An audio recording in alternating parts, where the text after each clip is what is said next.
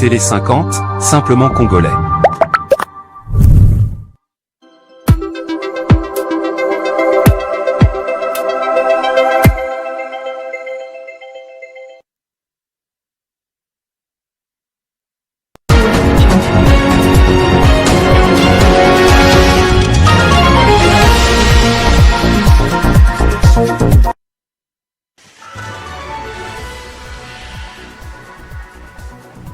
Un drame de grande ampleur s'est produit à Rubaya, dans le territoire de Massissi, où une mine s'est effondrée, faisant craindre un bilan lourd humain.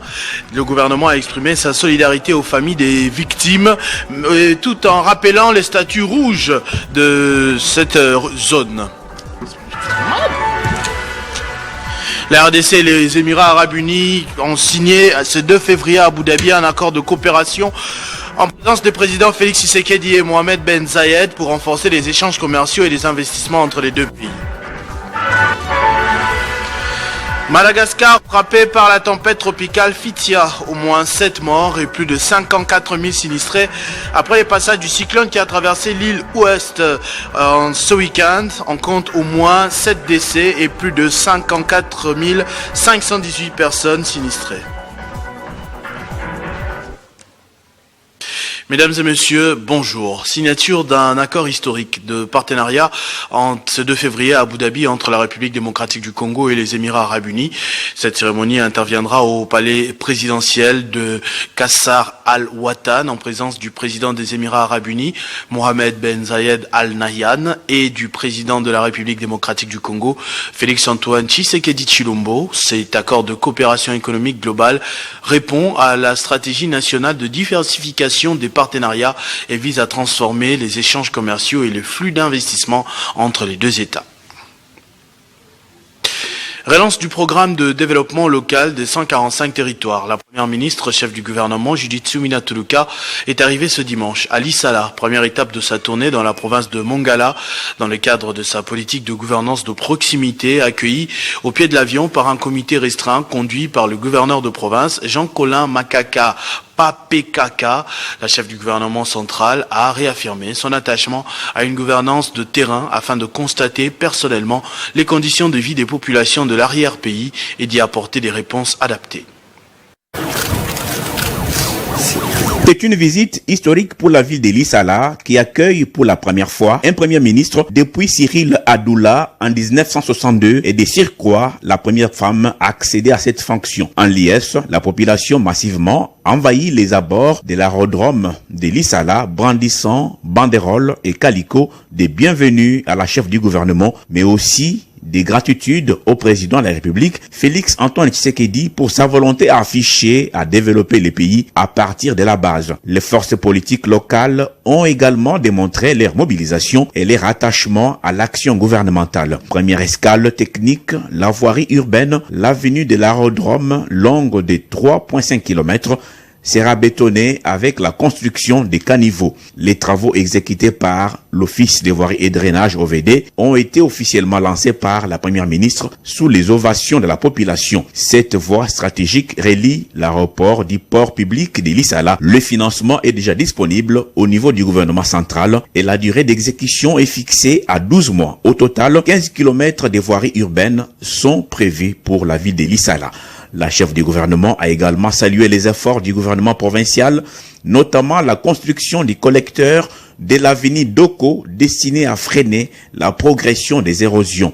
Sur son itinéraire, accompagné de nombreuses femmes et de jeunes, Judith Suminwa s'est rendue sur plusieurs sites fortement touchés par l'érosion, notamment à Tabora et aux abords du lycée Lissala 1. Plusieurs maisons d'habitation et entreprises, dont Sibé Zahir, ont été englouties, entraînant des pertes d'emplois et un impact sévère sur l'économie locale. Pour mettre fin à cette situation, la première ministre a instruit le lancement immédiat des opérations d'identification des ménages à délocaliser, la détermination des sites de relogement, l'indemnisation des familles concernées, ainsi que le montage financier des travaux de stabilisation, notamment la construction des caniveaux collecteurs. Après avoir été au centre, au sud, à l'est et à l'ouest du pays, la première ministre poursuit son itinérance dans la partie nord Une itinérance qui trouve son fondement dans les troisième piliers du programme d'action du gouvernement portant sur l'aménagement du territoire national et plus particulièrement la connectivité du pays en investissant sur les infrastructures de transport. Le glissement de terrain massif sur le site minier de Rubaya dans le territoire de Massissi au Nord Kivu se produit ce mercredi 28 janvier. Il a entraîné l'effondrement de plusieurs galeries dans une mine de coltan exploitée par des creuseurs artisanaux. Selon un communiqué officiel du gouvernement de la République démocratique du Congo rendu public samedi, cet éboulement aurait causé la mort d'au moins 200 personnes. Le gouvernement a exprimé sa solidarité aux familles touchées tout en rappelant qu'il s'agit d'un site minier classé rouge. Certains corps seraient encore piégés sous les décombres, tandis que des blessés ont été pris en charge dans des centres de santé locaux et transférés vers la ville de Goma pour des soins supplémentaires. Des mineurs artisanaux, des enfants et des commerçants présents sur les sites figuraient parmi les victimes qui se trouvaient à l'intérieur de puits d'extraction ou à proximité immédiate lorsque la terre a cédé. La mine de Rubaya, une des plus importantes zones d'extraction de coltan au monde, est contrôlée par le groupe rebelle du M23 qui occupe une grande partie de la région depuis 2024. Des rapports internationaux affirment que les rebelles tirent des revenus significatifs de l'exploitation de ces ressources, notamment via un système de taxes et de prélèvements sur les commerces et le transport des minerais, montant à plusieurs des centaines de milliers de dollars par mois. Les opérations d'extraction artisanale dans cette zone se font dans des conditions non réglementées et sans mesure de sécurité, d'après plusieurs témoignages collectés par les agences de presse, ce qui expose les mineurs à des risques élevés d'accidents. Le gouvernement congolais a pour sa part condamné l'exploitation dite illégale et non sécurisée des mines dans cette zone, tout en exprimant sa solidarité envers les familles des victimes dans un communiqué officiel. Le gouverneur de la ville de Kinshasa, Daniel Bumba, a procédé ce dimanche 1er février 2026 au lancement de la deuxième phase, qualifiée de plus décisive de l'opération de contrôle de conformité au code de la route, une opération inscrite dans le cadre de la restauration de l'autorité de l'État sur la voie publique. Cette nouvelle phase sera marquée par le doublement des effectifs sur le terrain et l'application rigoureuse du principe de tolérance zéro à l'égard de contrevenants.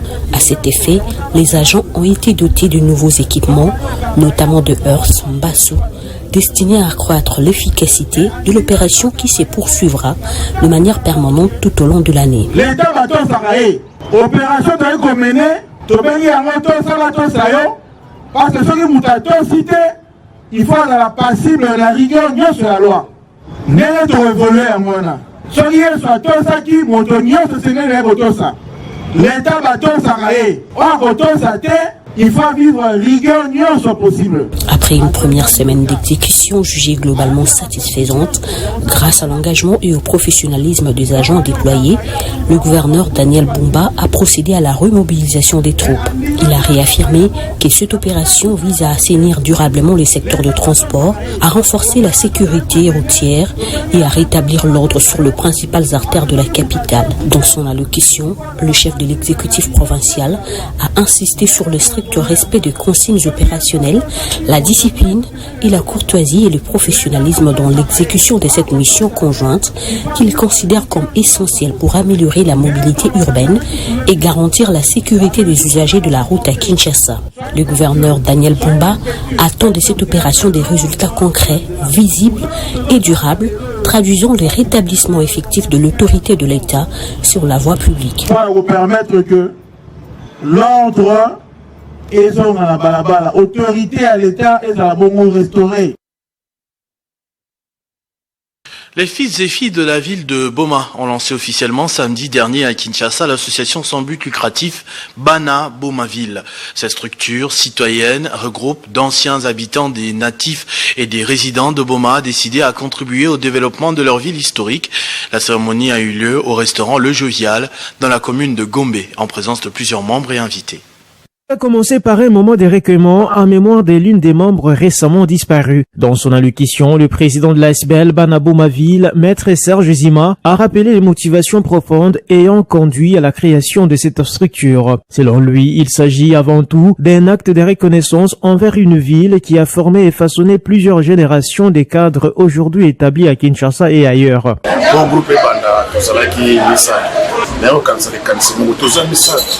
Mais tout ça, Banabo me belé, parce que Banabo me ville, parce que Kinshasa, comment la condition faiblière, vraiment difficulté. En tout cas, photo moi, on a tout ça l'association à Banabo Maville. Face à la détérioration progressive de la situation socio-économique des Boma, l'ASBEL Banabo Maville entend ainsi accompagner l'action publique en vue d'un développement holistique militairement axé sur les infrastructures socio-économiques susceptibles d'impulser des avancées dans d'autres secteurs clés tels que la santé, l'éducation, l'agriculture, l'environnement ou encore la sécurité. Interrogé sur d'éventuelles ambitions politiques, maître Serge Zima a tenu à lever toute équivoque. Selon lui, Banabo Maville se veut une structure politique sans but lucratif, mais résolument engagée dans l'interpellation citoyenne. C'est une association apolitique. C'est une association sans but lucratif. Mais nous avons que nous serons debout. Nous serons debout en train de chuchoter à l'oreille du politique. Voilà le projet de Boba. Voilà le cahier des charges des enfants, des fils et filles de Boba. Un appel massif à tous ceux qui ont un intérêt à cette locomotive qui vient de démarrer et ensemble nous boosterons le développement de cette ville de grande portée historique et politique de la RDC. Parlant des perspectives immédiates, le président de l'ASBEL a annoncé une descente officielle à Boma prévue pour le lundi de Pâques. Une délégation des Banabo Maville sera alors reçue, a-t-il expliqué, par le maire de la ville pour Ce week-end, la tempête tropicale Fitia a traversé Madagascar de l'ouest vers l'est. D'après le dernier rapport du Bureau national de gestion des risques et des catastrophes, Fitia a causé 7 décès et laissé 54 518 personnes sinistrées après avoir atterri près de Majunga, au nord-ouest de l'île, avec des rafales de vent atteignant potentiellement 210 km par heure. La tempête tropicale a regagné la mer affaiblie.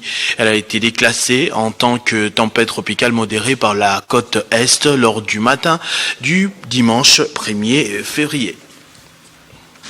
Parlons sport à présent. L'association sportive Maniema Union a fait un grand pas pour les quarts des finales de la Coupe de la Confédération après sa belle victoire devant le Wydad Athletic Club de Casablanca. En Ligue des Champions, Lupopo est tombé à Alger devant Mouloudia Club. En tennis, on va parler tennis aujourd'hui. Alcaraz a renversé Djokovic en finale de l'Open d'Australie. Le point complet, c'est avec Christian Bokaya qui me rejoint de l'autre côté du plateau dans un beau costume vert militaire. Bonjour, bon lundi. Bonjour Christopher Ochokou, merci beaucoup. Bonjour à toutes et à tous. Tu as trouvé une copine qui s'appelle Christelle? Non, j'allais dire Crispin. Crispin, ok. Interclub de la CAF, Lupopo est tombé à Alger. Ouais. Maniema Union se rapproche des quarts. Les Kambelembele ont enregistré une belle victoire devant les Wydad Athletic de Casablanca en match comptant pour la 4e journée.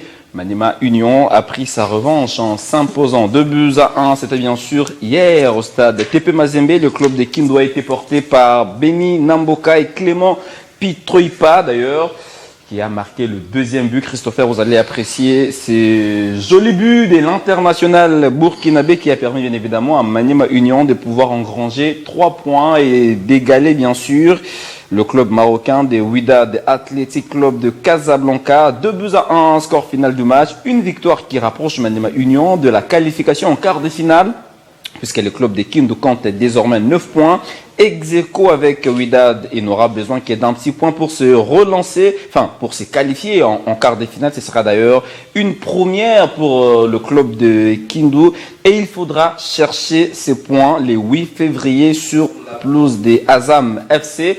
Azam FC de Jean-Florent Ibengue Ikwangue qui jouera le match face à Maniema Union afin Pour maximiser ses chances de qualification, le club tanzanien a réussi à prendre 6 points en aller, tout comme en retour devant Nairobi United, le club du Kenya, lui qui est déjà éliminé de la course en Ligue des Champions après avoir tenu sa première victoire en phase de groupe.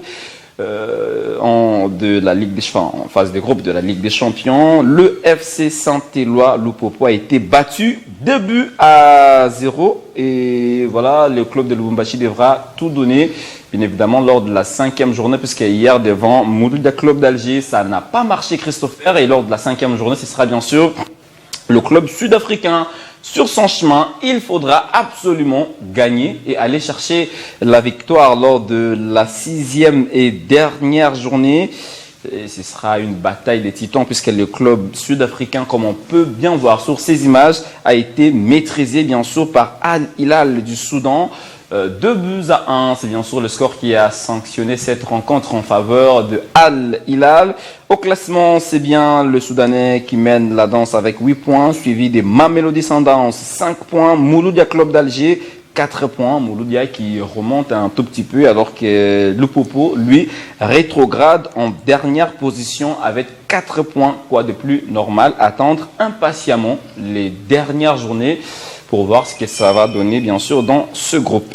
On va prendre aussi des nouvelles du championnat local. De plus en plus attrayant, je ne sais pas si ce sont les mêmes fans ou ce sont les spectacles à répétition qui sont en train de ramener l'attention sur Illico Cash Ligue 1. Ouais. Ce week-end, V-Club et les Aigles nous ont livré un spectacle et pas que pour le football. Je ne sais pas si les matchs s'étaient terminés. Je les ai... Bien sûr, dans les 5 grands championnats européens. Très bien. On va parler d'un autre sport à présent qui m'intéresse beaucoup. J'avais plutôt suivi la finale dames, étant fan d'Arina Sabalenka, mais je vois que vous nous ramenez les nouvelles de Alcaraz qui a renversé Djokovic en finale. Et c'est le haut niveau, le monde en parle, Alcaraz, Djokovic. Et Arina aussi quand même. Ben oui, mais il y a niveau et niveau. Là, on parle d'un autre level. Et voilà pourquoi, Christopher, j'ai ramené ces résumés de cette finale après-mont disputé. Premier titre d'Open d'Australie pour le numéro 1 mondial. Son 7e titre du Grand Chelem, Christopher. Carlos Alcaraz a renversé Novak Djokovic en finale. Et c'était bien sûr à Melbourne. Après avoir perdu, bien évidemment, le premier set 2-6, l'Espagnol s'est relevé au deuxième set en s'imposant 6-2 avant de l'enchaîner. Enchaîner Djokovic 6-3, 7-5 et va bien sûr s'offrir l'Open d'Australie. Alcaraz devient le plus jeune joueur de l'histoire à décrocher un titre dans chacun des 4 majeurs. L'Espagnol avait déjà remporté, à titre de rappel, à 2 reprises chacun des 3 tournois du Grand Chelem, Roland Garros en 2003, en 2025, Wimbledon en 2023, mais également en 2024, ainsi que l'US Open en 2022 et 2025. Et en 2026, il gagne bien sûr l'Open d'Australie, mettant un peu fin à la série d'invincibilité de Djokovic en finale, puisque les gars, dès qu'il est en finale, c'est un peu comme le Real Madrid, il faut le battre en quart de finale, en demi-finale, mais dès qu'il voit la finale, allez, c'est un gars qui se métamorphose, et voilà ce qu'on devait dire par rapport à la petite balle jaune, bon, elle est verte, pour Christopher. Le débat est ouvert. Merci beaucoup, Christian Bokaya, pour ce magnifique tour d'horizon. J'aime quand vous invitez d'autres sports au-delà du football. C'est toujours très, très intéressant. C'est moi qui vous remercie, Christopher. Journal de sport ce soir avec Christian Bokaya. Donc, ce journal est terminé. Je vous en rappelle tout de suite les principaux titres. La RDC et les Émirats Arabes Unis signent ce 2 février à Abu Dhabi un accord de coopération économique globale en présence des présidents Félix Tshisekedi et Mohamed Ben Zayed pour renforcer les échanges commerciaux et les investissements entre les deux pays. Un drame de grande ampleur s'est produit à Roubaïa, dans le territoire de Massissi, où une mine s'est effondrée, faisant craindre un lourd bilan humain. Le gouvernement a exprimé sa solidarité aux familles des victimes, tout en rappelant les statuts de zone rouge de ce périmètre minier. L'île de Madagascar a aussi été frappée par la tempête tropicale Fitia. Au moins 7 morts et plus de 54 000 sinistrés après le passage du cyclone qui a traversé l'île d'ouest en est ce week-end. On compte au moins 7 décès et plus de 54 518 personnes sinistrées. À tous et à toutes, merci d'avoir suivi cette édition, mais restez en ligne parce que nous avons Héritier Ntamboa pour la revue de presse tout de suite.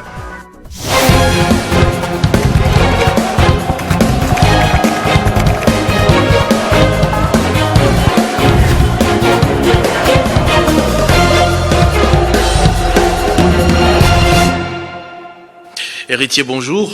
Merci beaucoup Christophe Rotiokou, mes salutations respectueuses à toutes ces personnes qui nous suivent de partout. Un sujet pour votre revue de presse aujourd'hui, réforme, innovation et diplomatie parlementaire, les éléments marquants du bilan du ministère des Relations avec le Parlement. Tout à fait, Christopher Otiokoum, sous l'impulsion du chef de l'État, Félix-Antoine Tshisekedi, et dans la dynamique coordonnée par la première ministre Judith Souminois. Ce ministère s'affirme sans doute aujourd'hui comme un levier des gouvernances modernes et de transparence. Le Colibri Presse renseigne que 100 jours après sa nomination à la tête du ministère des Relations avec les Parlements, le ministre d'État, Maître Guy Luandomboyo, dresse un bilan impressionnant marqué par des réformes, innovations et diplomatie parlementaire. Ce média note qu'au niveau de l'APA, RDCS, EAG, Hémicycle par exemple, il y a 3 innovations majeures qui figurent, notamment l'Académie parlementaire de la RDC où on retrouve la formation continue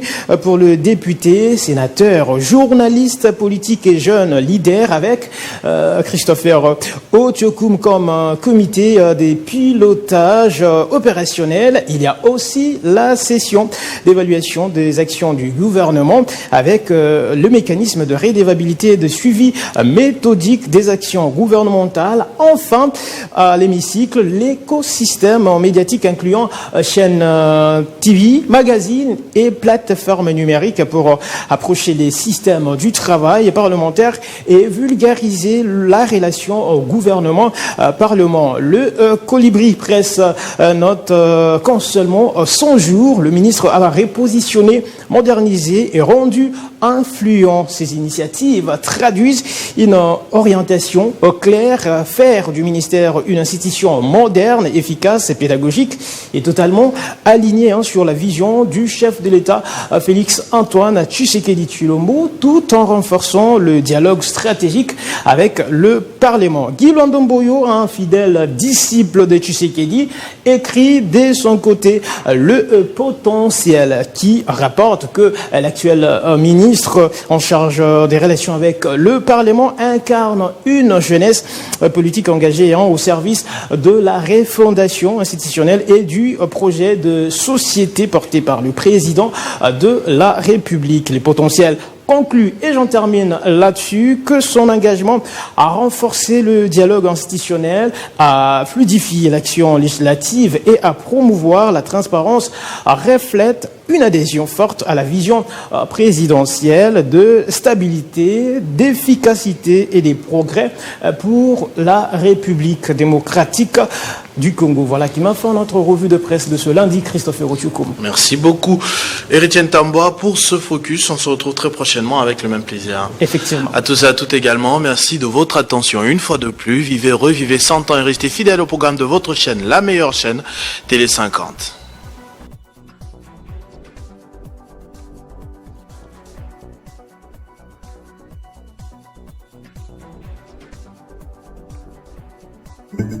Retrouvez toute l'actualité en continu sur www.tele50.cd.